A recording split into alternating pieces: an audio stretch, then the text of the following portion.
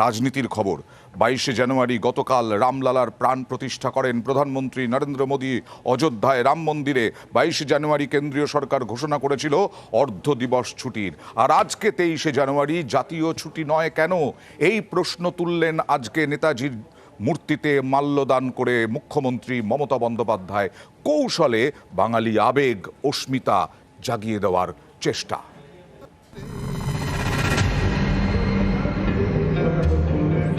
এই দেশে পলিটিক্যাল প্রচারে ছুটি হয়ে যায়, কিন্তু যারা দেশের জন্য জীবন দেয় তারা বসে বসে কাঁদে। 23শে জানুয়ারি সুভাষচন্দ্র বসুর জন্মদিন। নেতাজির জন্মদিনে জাতীয় ছুটি নেই, শুধুমাত্র পশ্চিমবঙ্গ সরকার ছুটি দেয়। কেন্দ্রীয় সরকারি অফিস সবই 23শে জানুয়ারি খোলা থাকে। এ নিয়েই মুখ্যমন্ত্রী মমতা বন্দ্যোপাধ্যায় মঙ্গলবার সুর চড়ান, নিশানা করেন মোদী সরকারকে।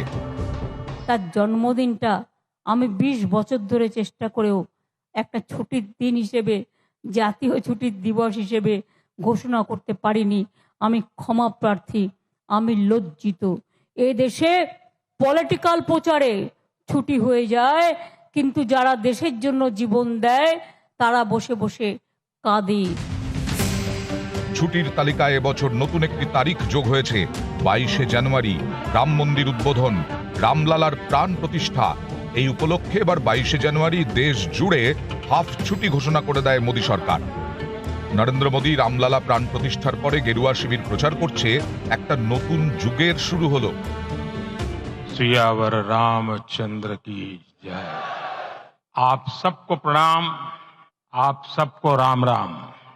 22 जनवरी 2024 ये कैलेंडर पर लिखी एक तारीख नहीं, ये एक नए काल चक्र का उद्गम है।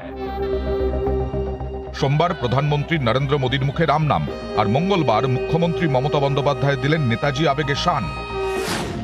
নেতাজিকে নিয়ে বাঙালির পাহাড় প্রমাণ আবেগ।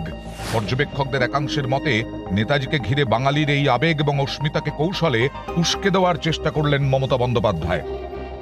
এই দেশে পলিটিক্যাল প্রচারে ছুটি হয়ে যায়, কিন্তু যারা দেশের জন্য জীবন দেয় তারা বসে বসে কাঁদে। বিজেপির রাজ্য সভাপতি চেয়েছিলেন 22শে জানুয়ারি পশ্চিমবঙ্গের রাজ্য সরকারি অফিসেও হাফ ছুটি দেওয়া হোক।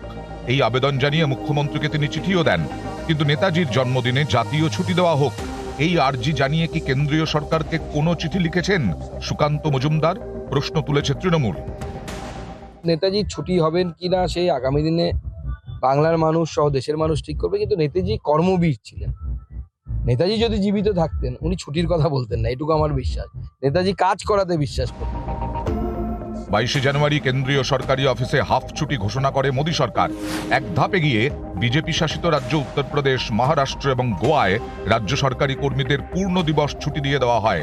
এছাড়া উত্তর এবং উত্তর পূর্ব ভারতের একাধিক রাজ্যেই রাজ্য সরকারি কর্মীরা 22শে জানুয়ারি হাফ ছুটি পান। জম্মু কাশ্মীর, পুদুচেরি, চণ্ডীগড়েও হাফ ছুটি। আর 23শে জানুয়ারি নেতাজির জন্মদিনে শুধুমাত্র বাংলায় ছুটি।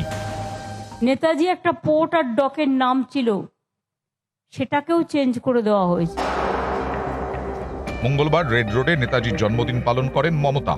তাঁর দলও জেলায় জেলায় সুভাষচন্দ্র বসুর জন্মদিন পালন করে। নিউজ 18 বাংলা।